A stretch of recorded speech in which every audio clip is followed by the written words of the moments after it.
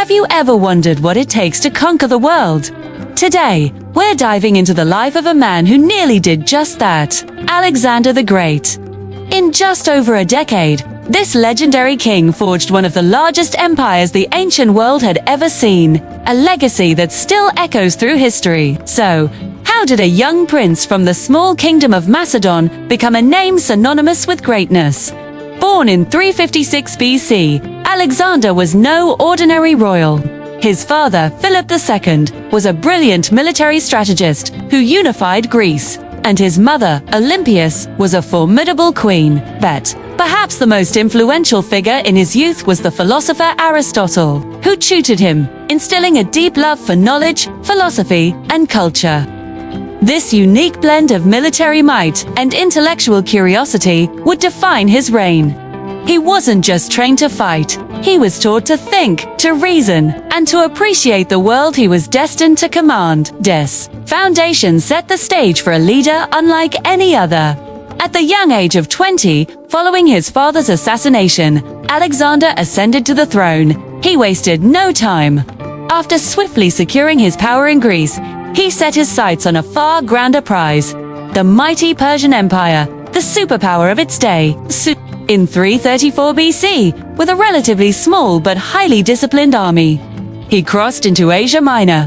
What followed was a series of astonishing victories that have been studied by military leaders for centuries. His first major test was at the Battle of the Granicus River, where he led a daring cavalry charge, nearly losing his life, but securing a decisive victory. This was just the beginning. At the Battle of Issus, he faced the Persian king Darius III himself. Despite being heavily outnumbered, Alexander's tactical genius shone through.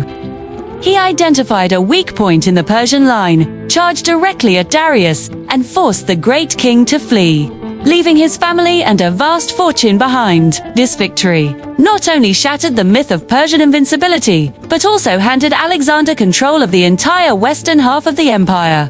But Alexander wasn't just a conqueror, he was a visionary. As he marched eastward, he founded numerous cities, many named Alexandria, with the most famous being the one in Egypt. These cities weren't just military outposts, they became bustling centers of Greek culture, language, and knowledge, blending with local traditions.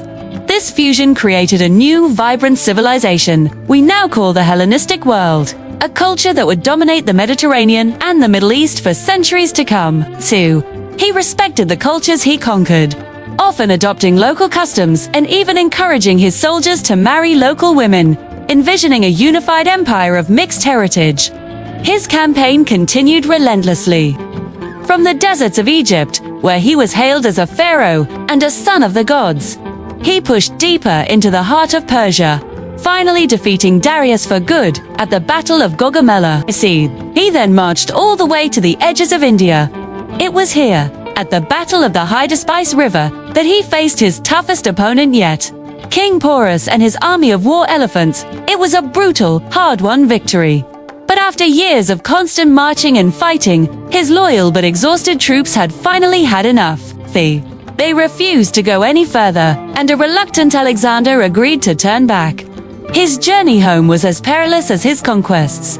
On the way back, while in Babylon, tragedy struck. In 323 BC, at the age of just 32, Alexander the Great died, likely from a fever.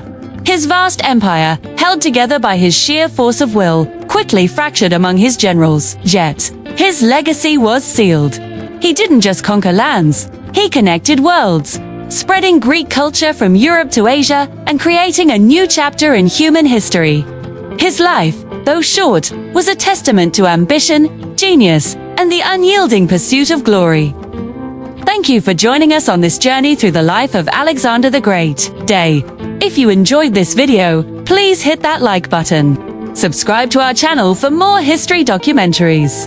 And let us know in the comments which historical figure you'd like us to cover next. See you in the next one.